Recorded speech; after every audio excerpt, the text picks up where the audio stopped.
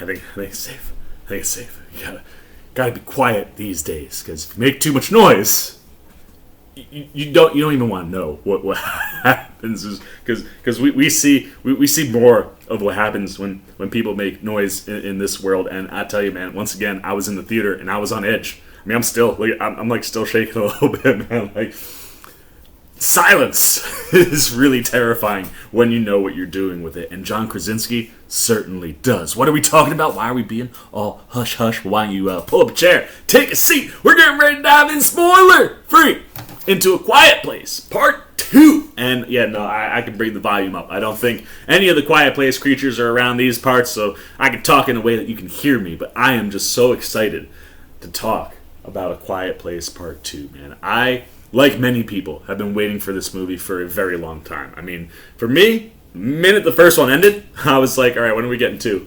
Like, when's Part 2 coming? I need to see more of that shotgun cocking from Emily Blunt, and more, like, whatever you want to do in this world. Like, give me more. And then we were going to get it, and then the pandemic hit, and literally pushed this. I mean, this thing was literally going to come out, like, right as the pandemic started. And it's made us wait more than a year than we should have. And what I can say about this movie is that it was so worth the wait. Like, it's so worth it. If you're a fan of this franchise, if you love the first movie, specifically the way I love the first movie, oh, it was so worth the wait to get Part 2, because John Krasinski, once again, has knocked it out of the ballpark. And what's cool here with this movie is that, yes, he utilizes the concepts that make Quiet Place so amazing, right? That idea of absolute silence, man. Like, anybody makes a noise in the theater, you're even close to making any kind of noise in the movie, and you were just like, oh no. And while he uses it sublimely again in this movie, the tweaks that he has to the concept of silence and how it plays in the broader world are what make this one special. We have a very small story in Part 1, right? We're focused on one family, we're in one location, and even when he breaks up the family, right, and people are separated, the way that he moves in and out of those different places, wonderful. I love seeing the personal journeys of all of our characters, but you're in one location. One of the things that he does again here is separates up our group.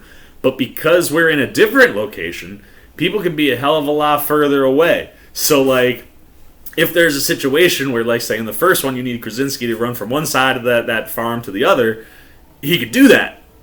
There are situations where you want that, but the person isn't anywhere near. And playing with stuff like that, and like I said, playing with silence or the concept of the silence and what it brings in different ways in this movie is really what makes it pop. I mean, spoilers, but we've seen this in the trailers.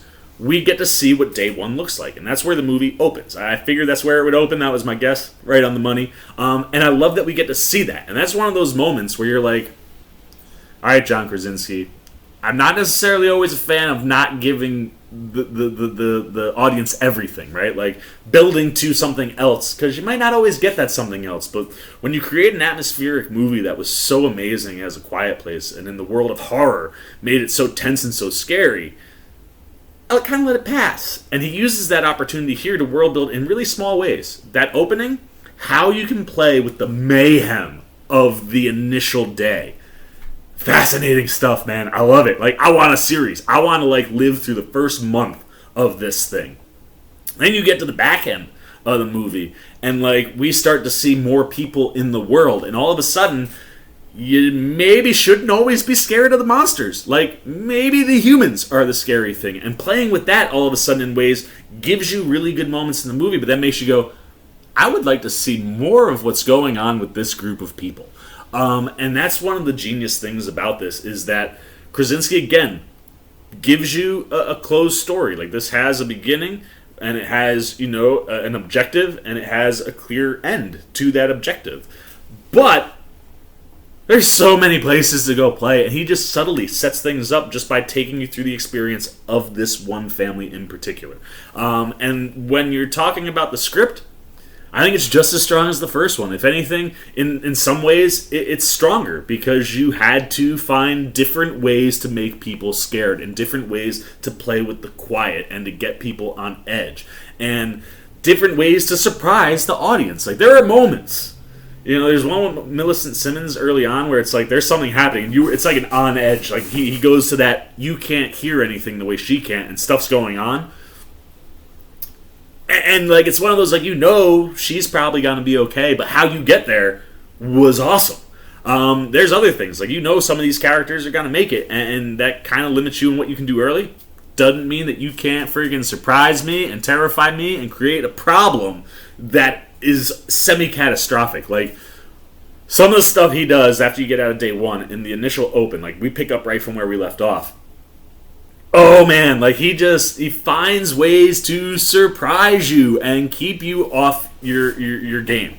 And like I said, I just love all that stuff, and he provides really strong story arcs for all the characters while he's telling this this one section of this bigger story and kind of setting up other things. And then from a cinematic side, I mean, this guy he's like a genius. I love John Krasinski's cinematic eye. The way he moves his camera, I mean, specifically in that opening sequence in day one when there's chaos going on, some of the places he puts the camera, the way he moves it, the way he's able to build tension, very much like that scene I was talking about with Millicent Simmons, like the way he is able to use sound and not use sound and use the camera just provides visuals that are terrifying. And we saw all there was to see with these aliens, right, man? Like, we saw that head bust wide open in that first one, and yet Krasinski finds ways to make them terrifying in different ways. Like, you see what they do to people a little bit more than we've seen before, and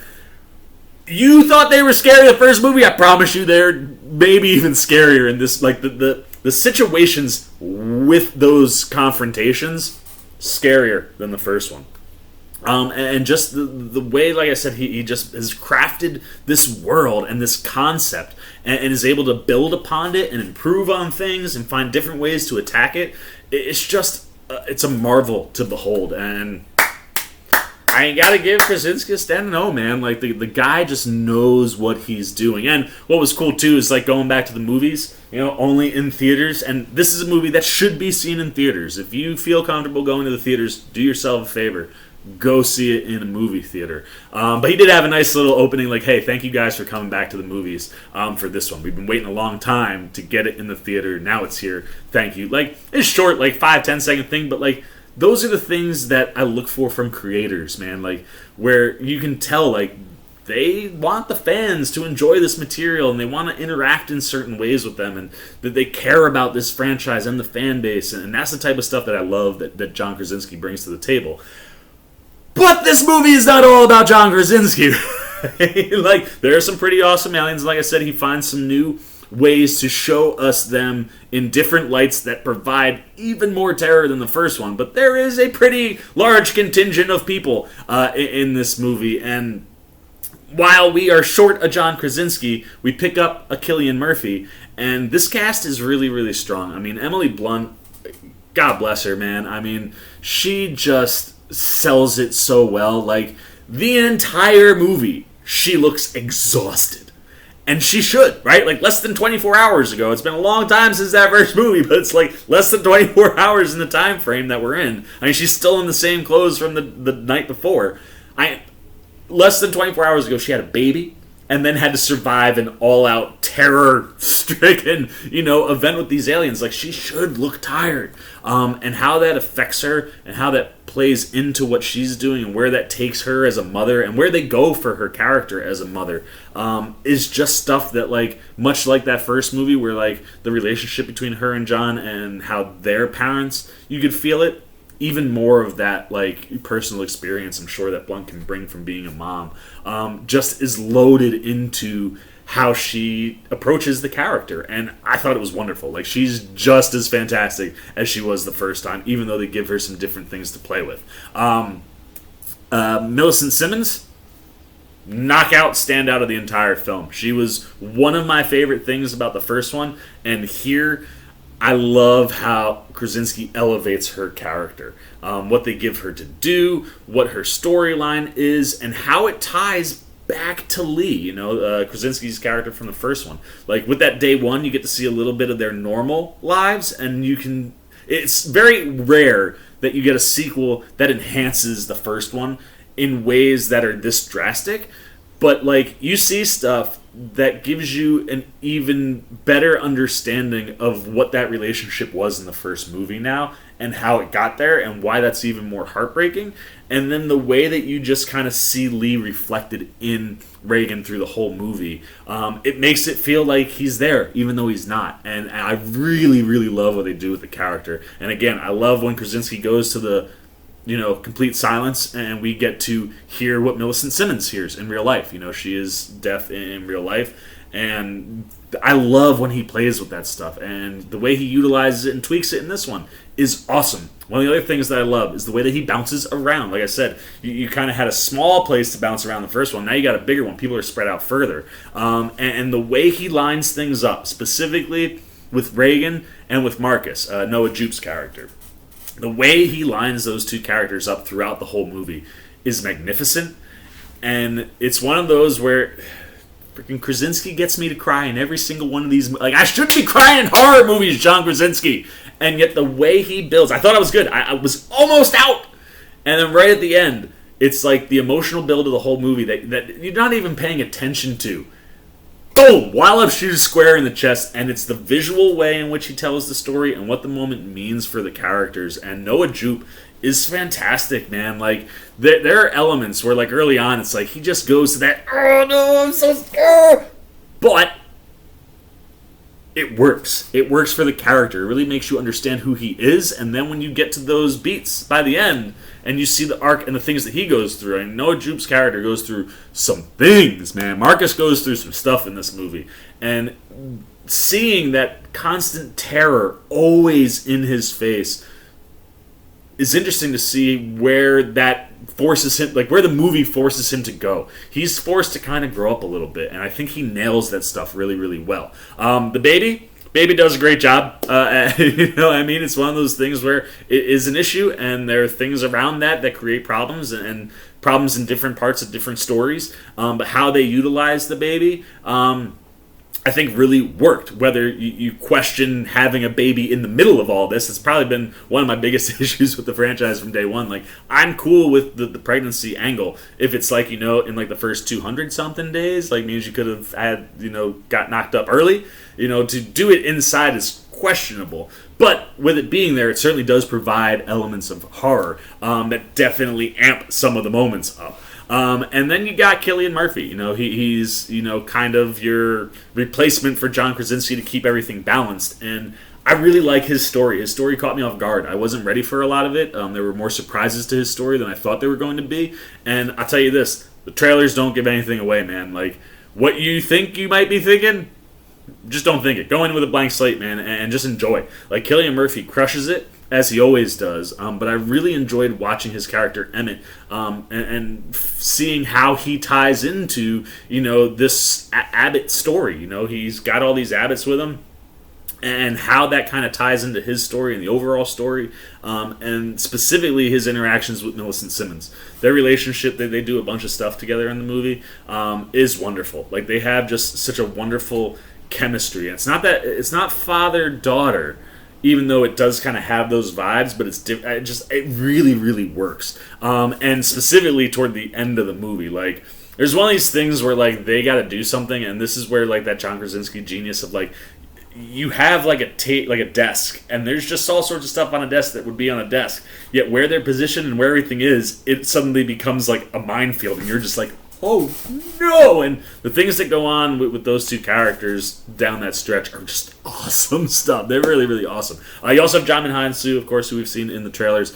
His role also was different. Again, the story was not what I was expecting it to be. But when he's on screen, he does a wonderful job. And what his story ties into is some of that stuff I want to explore more of. So, look, man, rock solid cast. I mean, everybody that shows up, even the people that are kind of in the background and different areas that we see some more people from. knockout job from the cast across the board. The script is absolutely fantastic.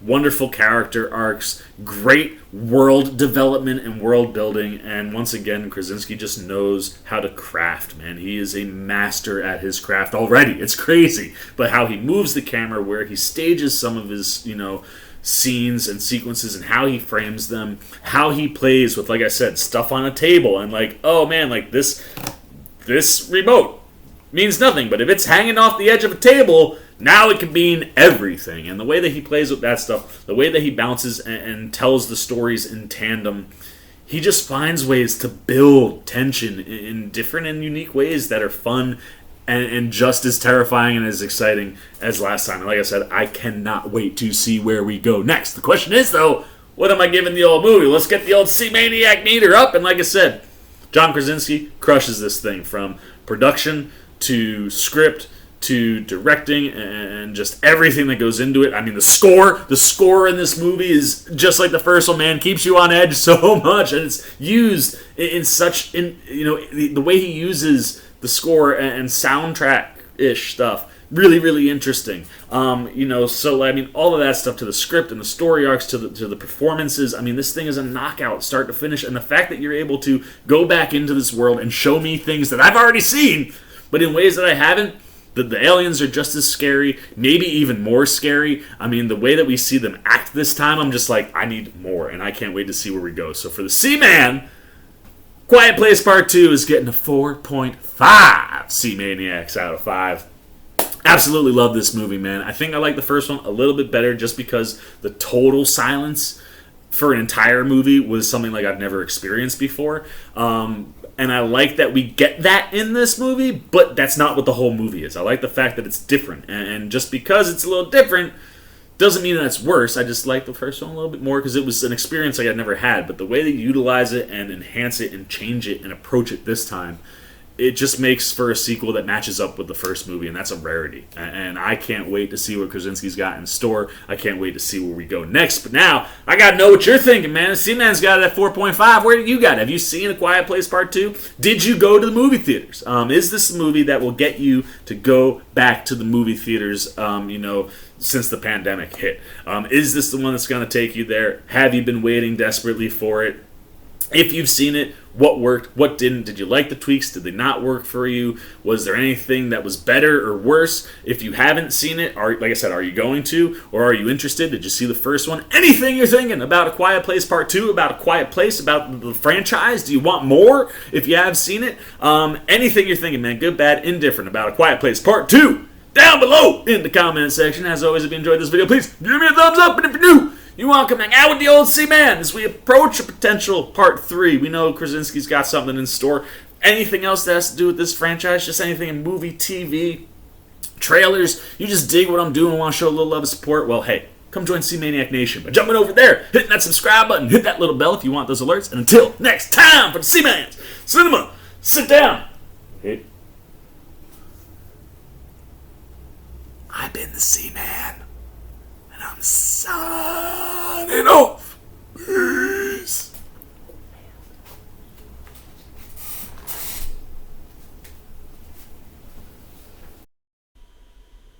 Oh, hey, what's going on? You must be sticking around because you're looking for more content featuring this guy. Well, guess what? You're in the right place. You can check out more videos right here and right here. And if you have and you want to come join that C-Maniac Nation, you can hit that subscribe right over there.